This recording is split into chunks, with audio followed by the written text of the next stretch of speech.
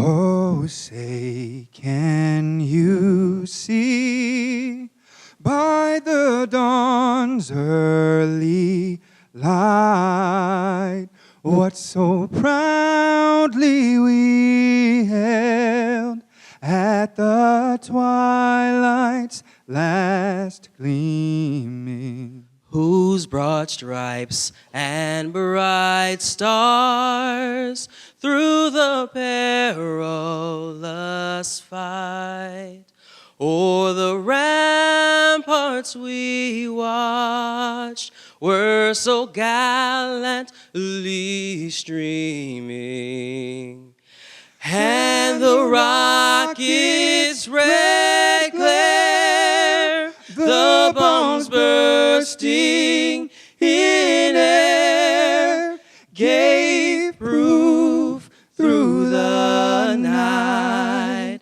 that our flag was still there.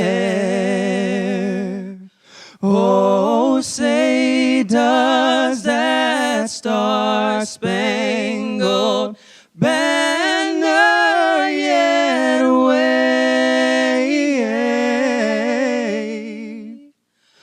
o'er the land of the free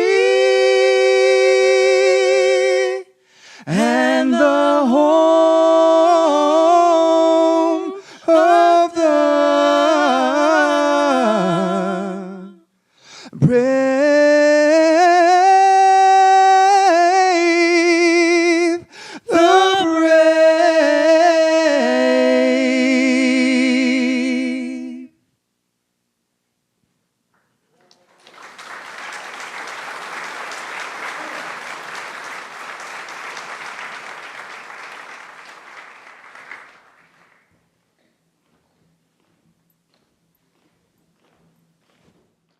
We have the privilege this evening of hearing from an incredible, distinguished public servant. General Hayden was commissioned in the Air Force in 1969, and he rose to the rank of full general. He was an intelligence officer, and he has served throughout many posts and stations around the world. He was the commander of the Air Intelligence Agency. He was the director of the Joint Command and Control Warfare Center. He served at U.S. European Command and United Nations Command in Korea. He has served on our National Security Council, and he was the Air Attaché in Bulgaria. Most significantly and most prominently, he has served as the director of the Central Intelligence Agency and the director of the National Security Agency. He is a distinguished visiting professor at George Mason University, and of course, we see him routinely as a commentator on television. Far more than just being a distinguished leader, he has been a prescient voice in our country over this last decade as we have seen the world revolve around us, and frankly, as we have seen it decay. General Hayden has predicted everything that we are seeing. He has been an advisor to our country as this has unraveled. And tonight we have the privilege of hearing from this distinguished man himself. So please welcome General Michael Hayden.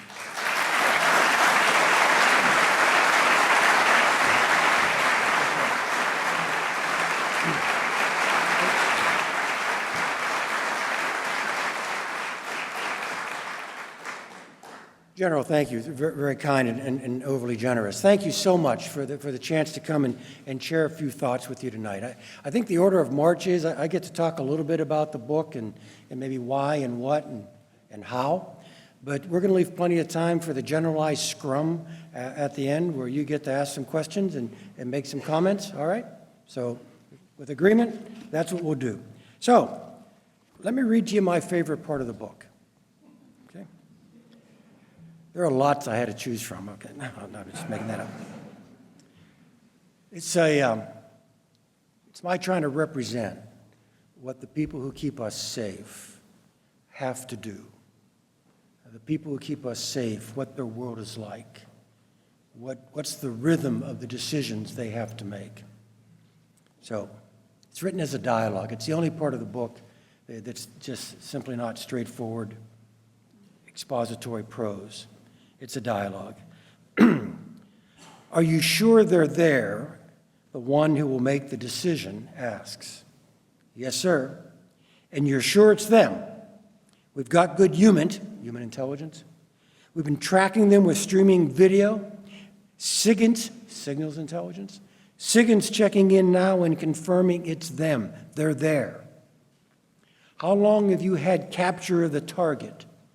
And who else is around? Means how long has the predator been staring at the compound? A couple hours. The family's in the main building. The guys we want are in the big guest house here. They're not very far apart. No, sir, but far enough. And there's another outbuilding here, small. In the past, we've seen AQ people use it when they stop here. We're here a lot. So are they. It's a dirty compound. Anyone in that little building now? Don't know? Probably not. We haven't seen anyone since the PRED, the unmanned aerial vehicle. We haven't seen anyone since the PRED got capture of the target. What's the PK? Probability of kill. What's the PK on the big guest house look like with a GBU? That would be a GBU-12, a laser-guided 500-pound bomb. These guys are sure dead. We think the family's okay. You think they're okay. They should be. We've done the bug splat. That's a computer rendering of the effect of the weapon. Red, yellow, green. Red dead, yellow threatened, green safe. We've done the bug splat, but you can never be sure. Structural weakness, they walk out of the house or something. So what's it look like with a couple of Hellfires? It's a much smaller weapon, a 20-pound warhead. The other was 500. Well, we'd bring them in this way, all the energy away from the family quarters. Family quarters are fine. If we hit the right room in the guest house, we'll get the bad guys. But these internal walls, they can be thick. If we don't hit the right room, or if one of them is up walking around, there's a long pause in the room. Finally, the one responsible for the decision speaks. Use the Hellfires, the smaller weapon. Use the Hellfires the way you said. An officer leaves the room en route to the ops center with that message. There's another long pause. Tell me again about these guys. Sir, big AQ operators. He recounts names and history. We've been trying to track them forever. They're really careful. They've been hard to find.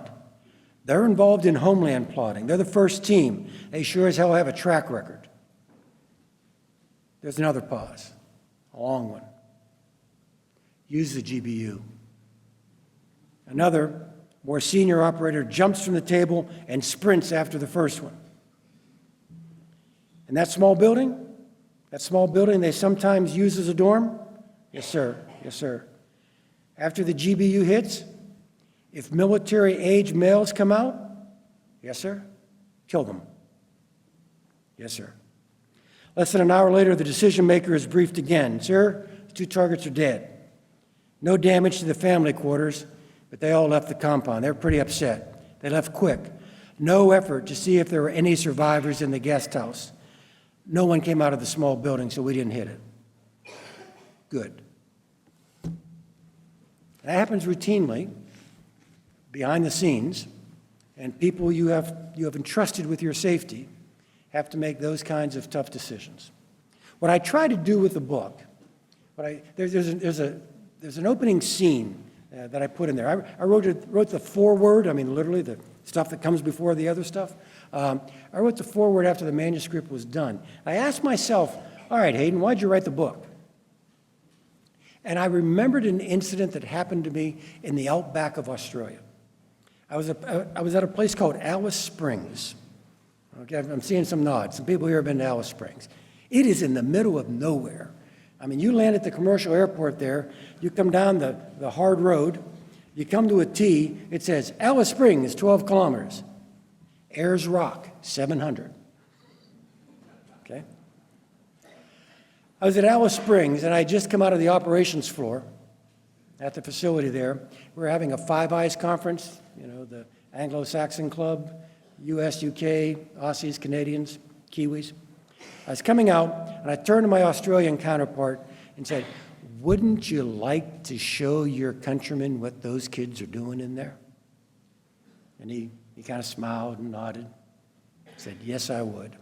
Well, we aren't going to Australia. We aren't going to the Outback. But to the best of my ability, what I wanted to do was kind of grab my countrymen by the hand or put my arm over their shoulder, walk them up to the vault door, punch in the cipher lock, open the door, walk them in, and introduce them within the limits of law, to introduce them to the people who do this kind of work for them, and frankly, introduce them to some of the characteristics of the work as well. And as controversial as American intelligence is now, and frankly has been throughout our history, I'm quite content that the overwhelming majority of my countrymen, if they only knew who these people are and what it is they do, I am happy to live with the verdict of the American people about the appropriateness of their behavior. I teach a class at George Mason, just across the river from Washington. It's called Intelligence and Policy. It fills up really quickly. They have electronic sign-in. The site becomes available at midnight. About 12:02, it's filled. Okay? Now that sounds very self-complimentary, but I know why they sign up. They think I'm going to slip and tell them secrets. Okay? So in my first class, I really begin at the level of metaphysics. Think back to your philosophy courses now. I begin with Plato's parable of the cave. Recall the imagery, the fire, the shadows, the voices, and the questions that Socrates asks, and so on. Yeah. And so we begin with, can you know truth? Is truth approachable? And then we move forward, still at the level of metaphysics, and I ask the students, do you think espionage, which after all requires secrecy for its success, do you think espionage is compatible with American democracy?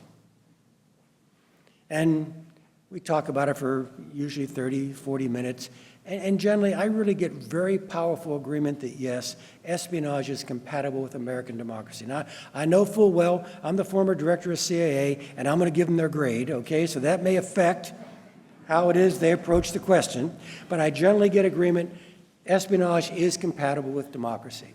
And then I say, but you don't know the half of it. Espionage is not only compatible with democracy, espionage is essential to democracy. And the point I make is frightened people don't make good Democrats or Republicans. Okay? Frightened people don't act in ways that allow us to sustain our liberties, our freedoms, and our privacy. I often make the point when I've gone and done something, the title of the book, Playing to the Edge, all right? When I've done something to the edge, I make the point, I didn't do that just to keep you secure. I did that to keep you free. Because, and I mean no judgment on anyone, because I'd be part of this too, because I know what you and I would do after the next catastrophic attack. And that's not a good thing. And so I really did believe we were not just making America more secure, we were keeping America free. My wife Janine is here with me, sitting in the front row. A couple of years back, we had a chance to go to the premiere of a Showtime, I think it's a Showtime series called Turn. It's about the Culper spy ring on Long Island during the Revolutionary War. All right. It was great. I mean, we had a good time, and we watched the first episode in the big screen. This was in the National Archives, all right? And we were in the Archives Theater. And after the presentation, they had a panel discussion, and they had the writer who actually had done the historical work on which this fictionalized history was based. They had a couple of the actors, and then they had me on the panel. I was the only real spy on stage. And I got to say, I'm really glad you're doing this. Because you know what? Espionage is as American as apple pie and baseball. It goes back to the roots of the Republic. The nation's first spy master was the nation's father, was the nation's first president. George Washington, when he became president, actually insisted on and got a secret covert action budget from the Congress. And I got to say that less than 150 feet from a copy of the United States Constitution and the Magna Carta. Okay? And so again, why I wrote the book, I believe in this enterprise, I want you to know more about it. So what did I say in the book? I mean, what were some of the themes? Well, you saw the title, Playing to the Edge. I overuse sports metaphors, deal with it, all right? The metaphor is using the whole field. The metaphor is not confining your football team to playing offense within the hash marks. It's using the whole field. Now look, you don't have to use the whole field all the time. You know, you do run off tackle occasionally, all right? But you have the freedom to use the whole field when the situation demands it. And so what I describe here is that when American intelligence has been given policy and legal guidance that says the line's here, and the requirements of the moment are severe, you go to the line. Now, you know, going to the line, you're making your personal life a little worse than it would otherwise be at some point in the future. You are going to be in front of some hostile congressional committee. Somebody's going to write a bad op-ed about you. Once you've made everybody feel safe again, they're going to be complaining that you did too much to make them safe. Okay? So there are temptations to play back from the line, but the point I make is, if I play back from the line, I'm not protecting you, I'm protecting me. Or I'm protecting my institution, CIA or NSA. If I'm to fulfill the moral and legal responsibilities of these jobs, I got to go all the way to the edge, hence Playing to the Edge. By the way, my wife gave me the title. That was her idea. So I talk a bit in the book about controversial programs. I talk about something called Stellar Wind, which you now know as the Terrorist Surveillance Program, or the 215 program, or the fact that NSA's got all your phone bills. Okay? That's the metadata program. And I talk about why we did it, and why I thought it was a logical, legal response to the dangers we found ourselves in after 9/11. When I got over to CIA, I started the Stellar Wind program, all right? When I got over to CIA, I inherited the renditions, detentions, and interrogation program. All right, it goes by the shorthand RDI.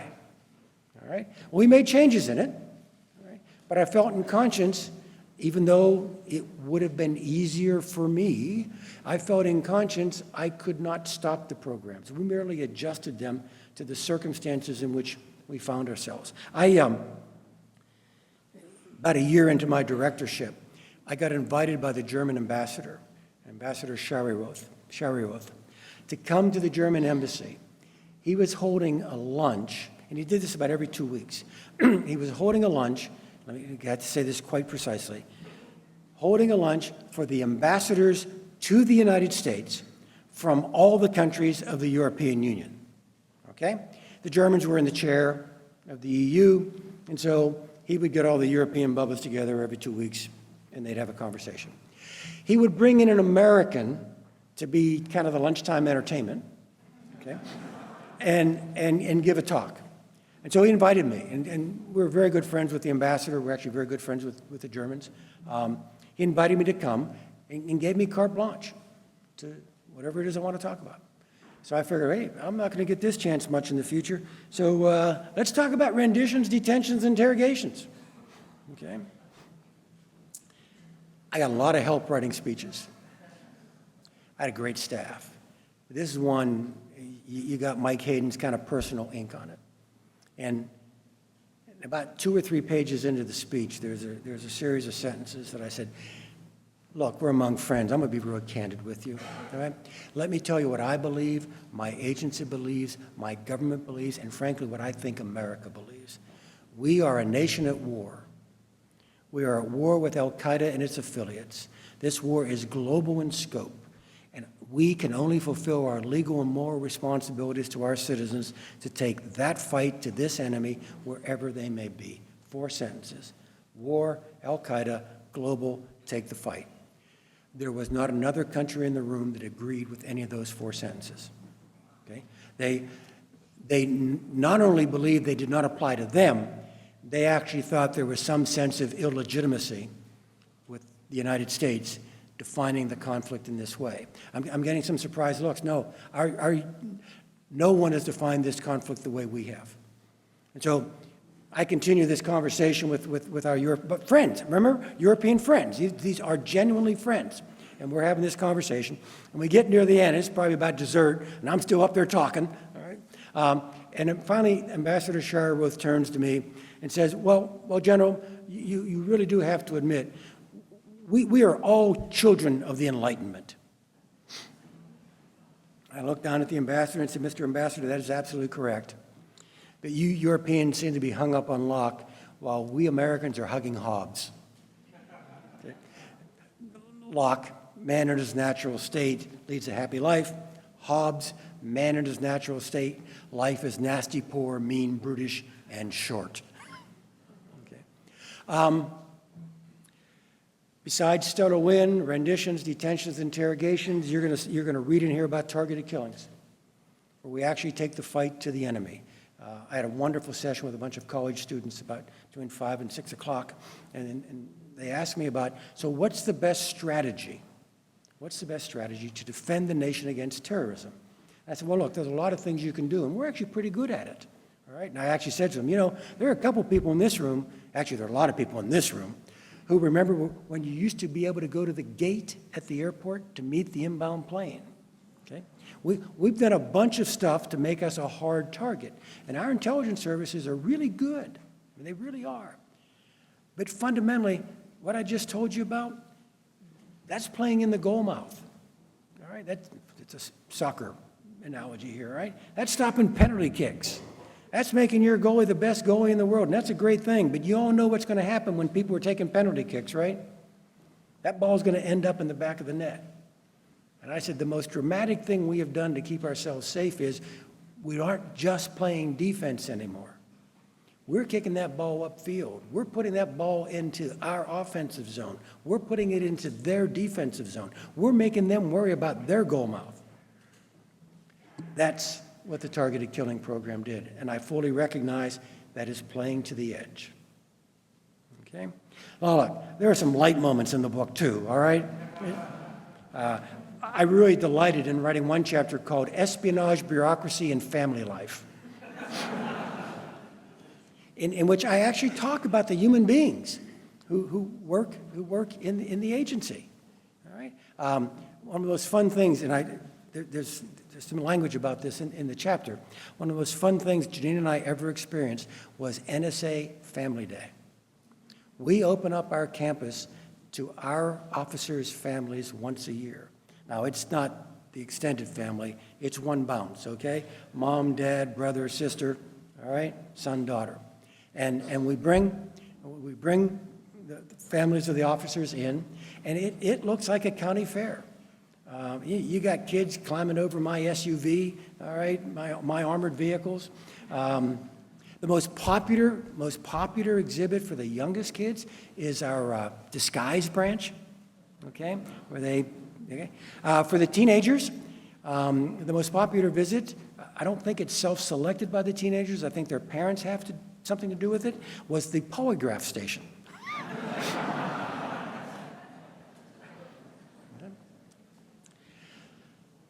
Wonderful experience. You meet officers coming, kind of 2 broad groups.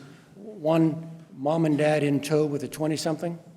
Okay, and mom and dad just drove up from Raleigh or flew in from Chicago, and they are having an out-of-body experience, being at Central Intelligence Agency headquarters with their young son or daughter.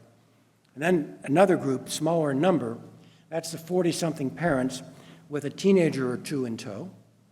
And Janine and I would kind of just stand in front of the cafeteria, and the receiving line would form, and that's all we'd stand there for 3 hours, just shaking hands and thanking people. And this second group was really good, because the 40-something parents bringing a teenager or two in tow would come up, Mr. Director, Ms. Hayden, this is my daughter, Margaret. Margaret learned for the first time today where I work. Okay? Family outing, we're going downtown, and all of a sudden they make a hard left turn off of Route 123, and they're at CIA headquarters. Janine tells the experience talking to one young woman whose mom was the officer, and said, so you learned your mom is a CIA officer? Yeah, well, how does that make you feel? She says, my mom's a spy. That is so cool. So, you got the why, you got a sense of the what. How about the how? How did I do this? It took about 2.5 years. 2 years of writing, 6 months of running through the gauntlet at CIA, NSA, and a bunch of other three-letter agencies to let me say what I want to say. I mean, the rhythm was pretty easy. I'd put an iPad in my backpack, and every time I was coming to California, I would bring that iPad. And I would say, okay, today it's about El Kabar, that nuclear reactor in the eastern Syrian desert. And I'd just sit there, kind of stream of consciousness, just on the airplane, typing up what I could remember, unclassified, about El Kabar. And then I'd have free time while I was here. And then I'd have the return trip. And by the time I got back home, I generally had 2,500, 3,000 words on El Kabar and a bunch of gaping holes. And then I would call the agency and say, I'm going to need my documents here, my documents here, my documents here, and I want to talk to him and him and her and him and her and her and him and him. And they'd arrange the interviews, and I'd go in and talk. Now, I'd take notes on the interview, and I had to surrender them. I couldn't bring them home. They had to clear the notes. They would finally clear them. I would bring the notes. I would integrate them with my final text, and that's about the 85% solution, and that's how I did it. This is a memoir. It's me, all right? This is in my voice. There's no ghostwriter, all right? But I actually conducted over 70 interviews of agency officers to refresh my memory, to make sure I got it right, to make sure I was capturing their voice and their attitudes. 2 people turned me down. Both of them are senior in the counterintelligence effort, and both of them answered me pretty much the same way. Mr. Director, we love you, but we don't talk to nobody. I gotta like that. That's okay. Then I had to get it cleared. I had to get it cleared through NSA, CIA. NSA was thorough and efficient. CIA was thorough. Just thorough.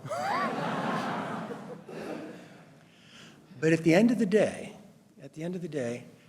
I pretty much got to say everything I thought I should have the right to say. I occasionally had to say it in a slightly different way, but I got pretty much to say what I wanted to say. Let me end by just reading the end of the book, and I'll be efficient because I know we want to get to some questions. But it kind of captures why I wrote the book and how I tie up some loose threads at the end. I've spent my adult life working in American intelligence. It's been quite an honor, generally well-resourced, a global mission, Lord knows, no want of issues. It was a hell of a ride. From the DMZ in Korea to Masada in Israel, from war-ravaged Sarajevo to hyper-elegant Geneva, from Baghdad under siege to Sofia under communism, from ancient Addis Ababa to modern London, from isolated Guantanamo to teeming Bamako. I got to meet the likes of a criminal Ratko Mladic, Bosnian Serb commander, an imperturbable Yichom Bok, the North Korean negotiator at Panmunjom, a tough Alvaro Uribe, President of Colombia, a heroic Abdullah II, King of Jordan, a subtly urbane Mohammed bin Zayed, Crown Prince of Abu Dhabi, a frenetic Nicolas Sarkozy, President of France. No more caffeine, Mr. President. A distasteful Saif al-Islam, son of Muammar Gaddafi, and a whole lot more. Mostly, though, what stands out is the mission, defending a republic as worthy as ours is, and the people those noble individuals who mentored me as a junior officer, those I befriended, those I may have helped along the way, and all those who still toil in the shadows and keep the secrets. Washington's spy ring on Long Island, which I mentioned before, Washington's spy ring on Long Island was called the Culper Ring after the alias of the chief agent. It was formed after a previous attempt at espionage on Long Island and in New York City had tragically failed with the execution of 21-year-old Nathan Hale. There's a statue of Hale in a quiet, shaded spot on the CIA campus between the original headquarters building, and one with the shield on the floor, and you see in all the movies, and the bubble. That's what we call the agency auditorium. Every CIA director gets to design a personal coin that he can give to top performers. The front side is standard, the agency shield, but the back side is pretty much up to each director. I'm a history major, so I toyed with the idea of putting an imprint of Hale's statue on the back side of the coin. My deputy was Steve Kappas, and if you read the book, you'll see Steve mentioned it a lot. My deputy, Steve Kappas, immediately objected. He said, "Now you do realize, Mike, he was killed on his first mission, right? And he never got any useful information for Washington."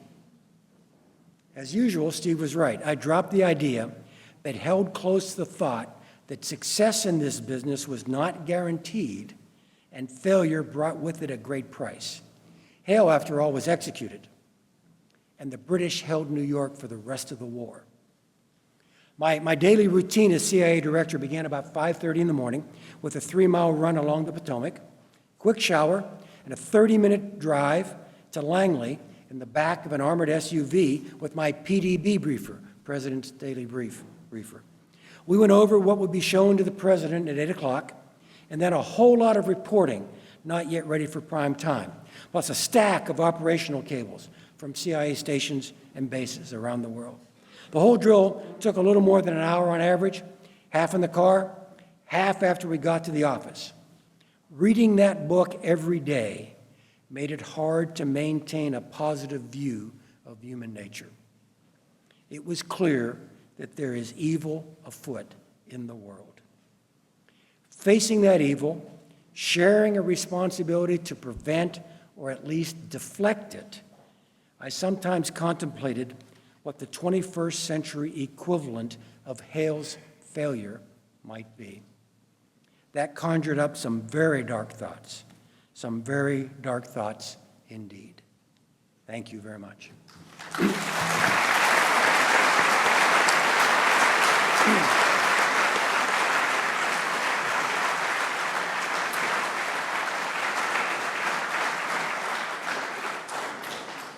Thank you, General Hayden. Your book sounds fascinating. I encourage everyone to pick up a copy. We've got them for sale down the Colonnade in our museum store. I know I'm going to pick one up, and he's offered to sign it. We are going to open it up to questions now, and our first one is from Jason Skindrovich. He's a 9th grader from Esperanza High School down the street, and he's in the JROTC program there. Jason, what's your question? Hello, everybody. I'm Cadet Skindrovich. I had a question for you, sir. After high school, I plan on joining the military. What is the best course that not just me, but young men and women can take to get there? Thank you. Okay, Jason, to get to the American Armed Forces? Is that the question? To get into the military? If I will. Not to only get into the service, but succeed. Succeed. To succeed, okay. Look, General announced me as 39 years in America's Air Force, right? I did it through ROTC. I went through school when universal military service was universal, and we all went to serve. And so I simply made the choice that, all right, if I'm going to serve, like we're all required to do, like, make some choices. I like to do it in the Air Force, I like to do it as an officer. And Janine and I were married shortly after school, and our approach was, well, we got to go do this, let's enjoy it, and as long as it's fun, we'll continue to do it. And 39 years later, we retired, okay? The secret was enjoying where you were and blooming where you were planted. I really do mean that. It's emphasizing the present tense, not the past, and don't fret too much about the future. Just excel at what it is you are doing now, and most things work out just fine. So right now, you're in school, excel. That is the best preparation to be a good American warrior. And if you choose to go on with that, and you enter the American Armed Forces and you get your first job, excel.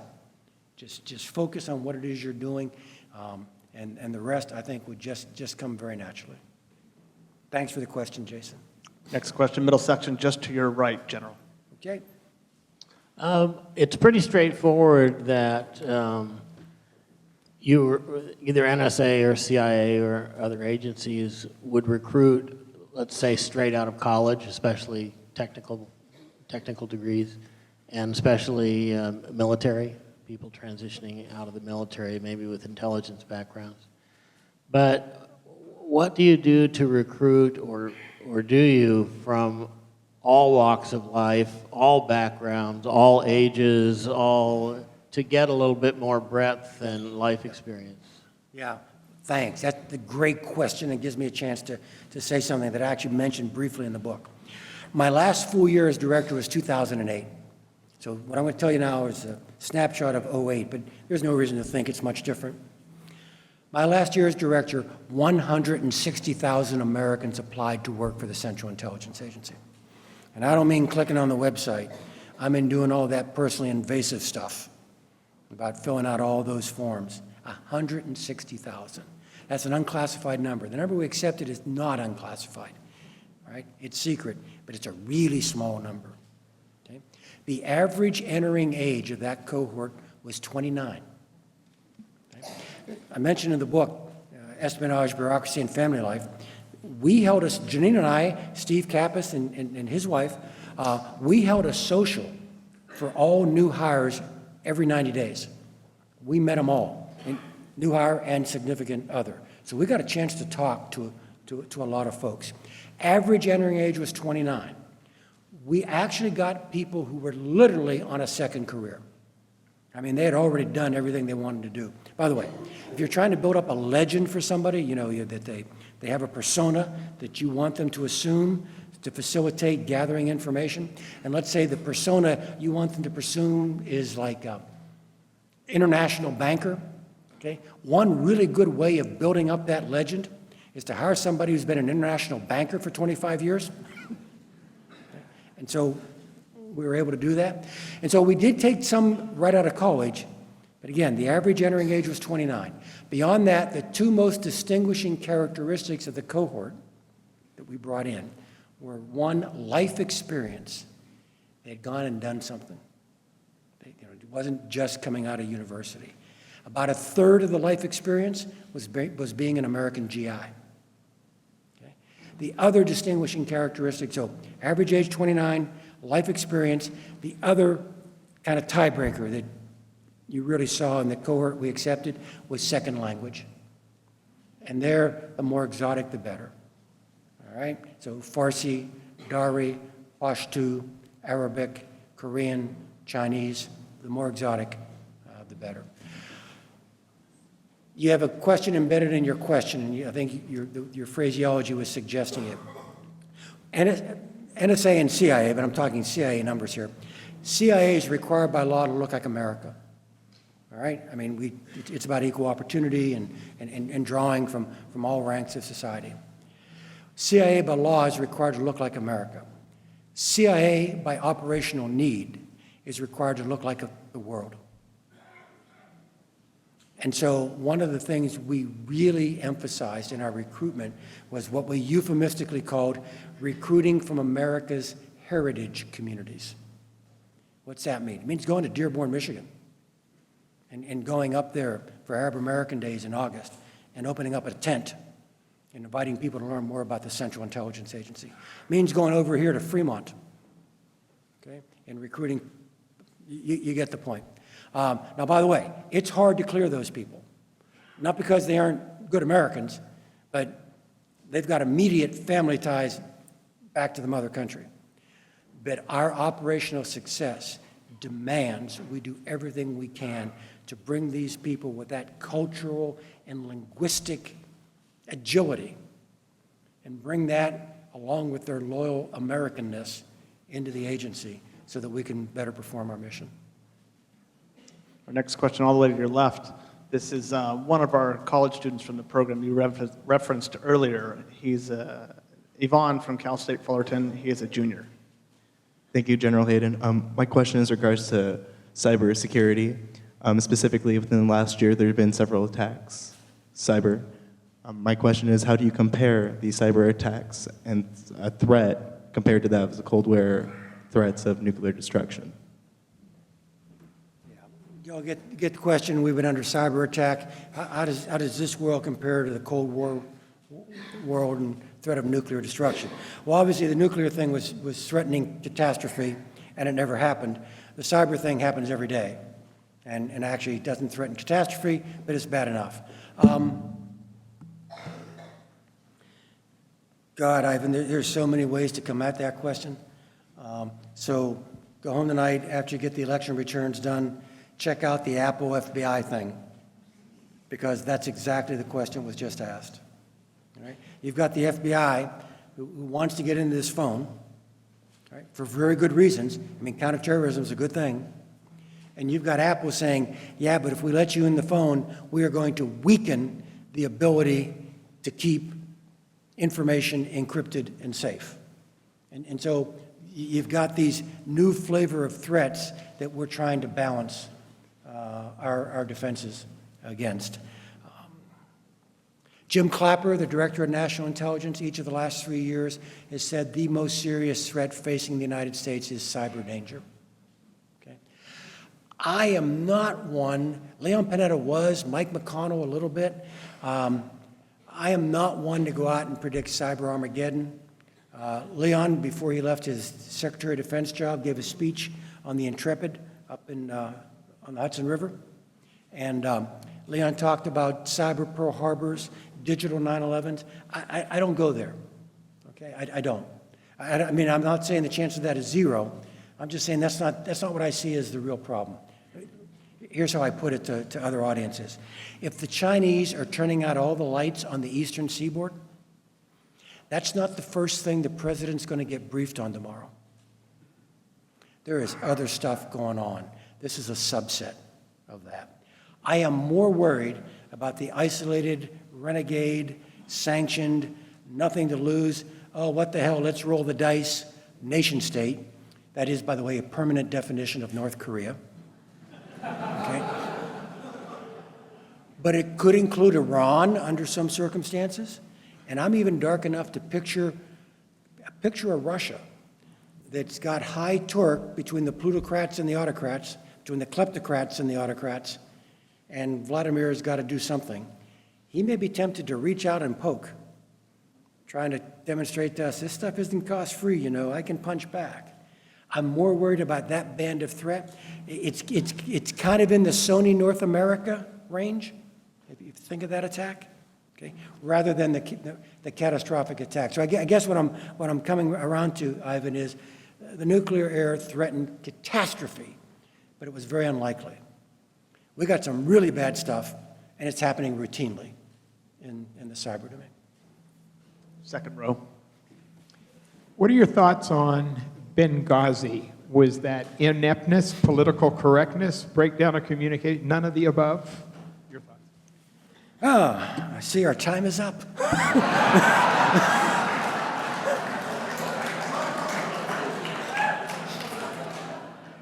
All right, let me please and disappoint everyone in the room. All right, I view Benghazi as a play in 3 acts. Most of the public attention has been on Act 2. That's 13 hours long, Act 2. It's the night of the attack.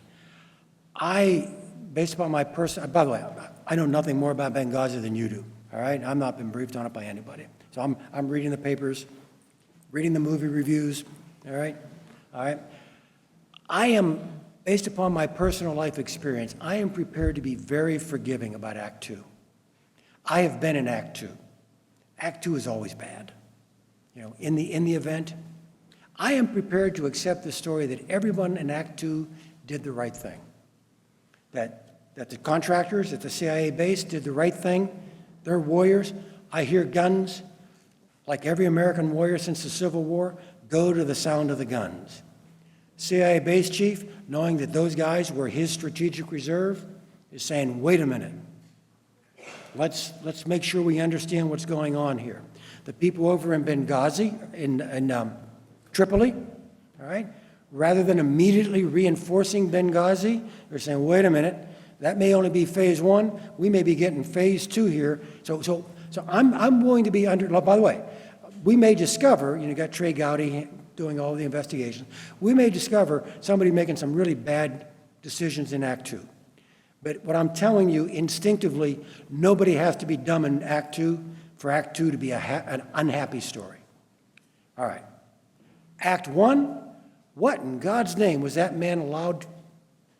Why was that man allowed to be out there in that city under those circumstances with that light of protective footprint? What were you people thinking? All right. So Act One, yeah, I got a lot of gas with Act One. Act Three, that's everything that happened afterwards. There's a line in the Benicio del Toro, Alicia Silverstone movie called Excess Baggage. He accidentally kidnaps her because she's in the trunk of the car he steals. And it's actually a pretty funny movie. And there's a great line in it where she suggests something to him, and they begin to do a little bonding, even though he's criminal, she's victim. It's a comedy. And she suggests something, and he says, how stupid do you think I am? And she responds, how stupid is there? Okay. How stupid do you think we were with those explanations of what happened in Benghazi after Benghazi? I'm willing to give them a hall pass for 36 hours. You got to get the story together. I was on Charlie Rose's morning show, CBS News. So the attack is what? Tuesday night to Wednesday here in North America. I'm on Charlie Rose Friday. I got nothing. I got no phone calls. I'm not reading cables. I'm just looking at the stuff. And he says to me, well, General, was it a terrorist attack? I said, yeah, it was a terrorist attack. All right. It was sequential attacks against 2 installations. They used crew-served weapons, and obviously it registered the indirect fire weapon on the CIA compound. Yeah, it was a terrorist attack. And 2 days later, our UN ambassador is on all 5 morning talk shows talking about a video. Now, Janine and I are in the kitchen, we do what Washingtonians do. We DVR them all and, go through them as we're cooking breakfast. And I'm going, oh, my God. And she said, what's wrong? I said, that's not going to last. She said, is she lying? I said, no, I don't have no reason to impute moral guilt to her. All I'm saying is that story cannot stand. Okay? That just instinctively. So, sorry, long answer. I can be forgiving about the 13 hours. Okay? Somebody's got to explain to me why we got the ambassador in that circumstance.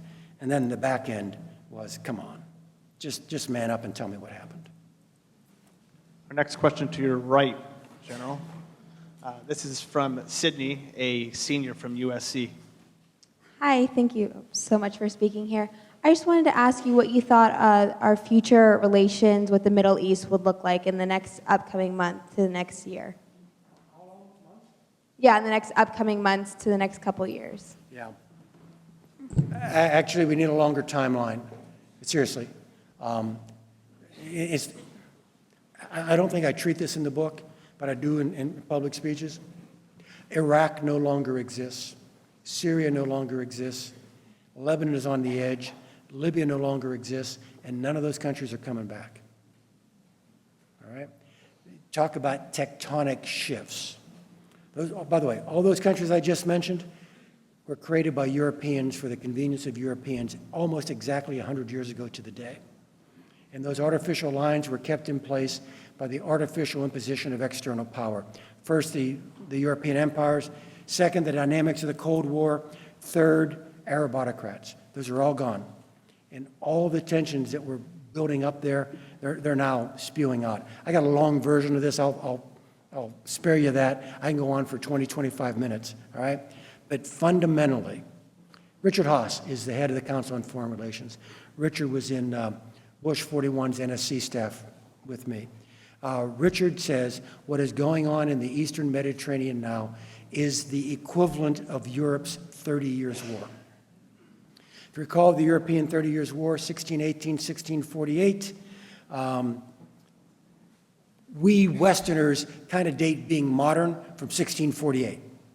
Right? That is kind of Europe's entry into the modern world, where we separated the sacred and the secular, where we took religion off the official list of reasons to kill one another, where we took the coercive power of the state and removed it from questions of theology.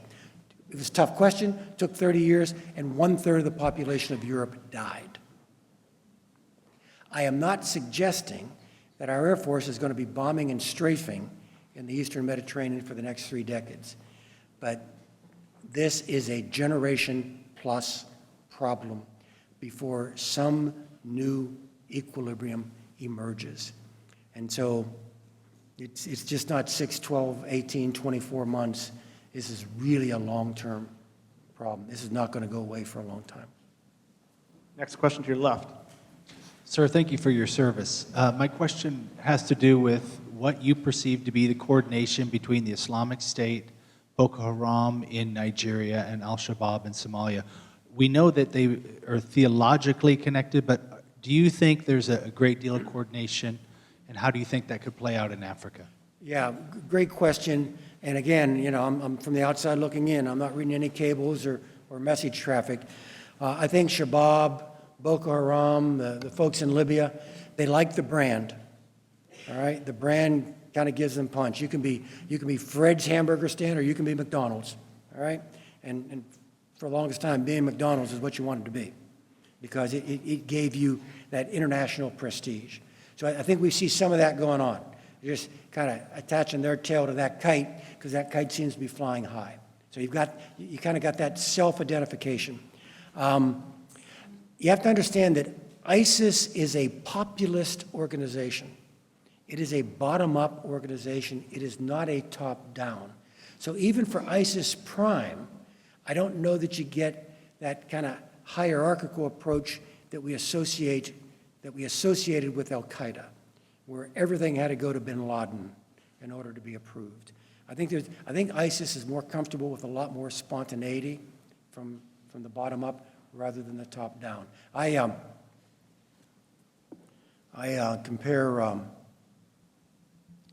Al-Qaeda to, say, like Xerox, and ISIS is a Silicon Valley startup in terms of the different approaches. Right? And so I guess what I'm trying to say to you is this can be really dangerous even if there isn't an awful lot of command and control from Raqqa out to Shabaab or to Boko Haram, because that's not how they work anyway. All that said, there seems to be mounting evidence that this is more than just taking the brand and taking the inspiration. It looks as if there is expertise bleeding out of Syria and going to the franchises to actually make them more competent. Okay? But again, I think the basic model you need to keep in mind is that this is not tight-knit, hierarchical command and control. There's a lot of free electrons here in how they work, which then affects how it is you decide to fight it. Right? You have some enemies that are very centralized. Okay, you go after the center. That's still a good thing to do against ISIS, but it's not going to be sufficient because of the nature of the organization. We have time for one more question. Again, I want to encourage everyone to pick up a copy of Playing to the Edge up in our museum store, or the Colonnade on your exit. And our last question. Hi, my name is Jesse from Cal State Fullerton, and my question is about Edward Snowden. He's been praised as a hero by many, but he's also been called, a traitor by many as well. What are your thoughts on Edward Snowden? I bet you're all hanging in suspense on that one. Edward Snowden caused the greatest leak of legitimate American secrets in the history of the Republic. He caused almost immeasurable damage to the way America collects foreign intelligence. And for those who consider him a hero, I concede that he accelerated a necessary conversation about some aspects of American privacy. I also would claim that in addition to accelerating it, he distorted it. And then I get to the point, and then the other 99% of the stuff he shoved out the door has nothing to do with your privacy or mine. It has everything to do with how we collect foreign intelligence. And I know you're not defending him, but for those who raise the question in a way about, what about poor old Ed? I say, what is the civil liberties quotient of making public that the National Security Agency had the ability to read the emails of the Syrian armed forces? Okay? What Fourth Amendment right are we trying to resurrect here by making it known that NSA and GCHQ, our British counterpart, were able to intercept Dmitry Medvedev's satellite phone during a G20 meeting in the United Kingdom? Those have nothing to do with your liberty or your privacy. They have everything to do with how your security organizations go about keeping you safe. Rick Leggett is the deputy director of NSA. Rick's a good friend. Google Leggett, L-E-D-G-E-T-T, and go to the news section, because Rick's been in the news lately. And in the last 24 to 48 hours, Rick has gone on public record that we have detected almost 1,000 foreign intelligence targets whom we know consciously changed their communications patterns because of what Edward Snowden revealed. This is supposed to be a happy occasion. Let me thank you for your attention, your great questions, and I look forward to continuing our conversation when we talk about the book outside. General Hayden, thank you.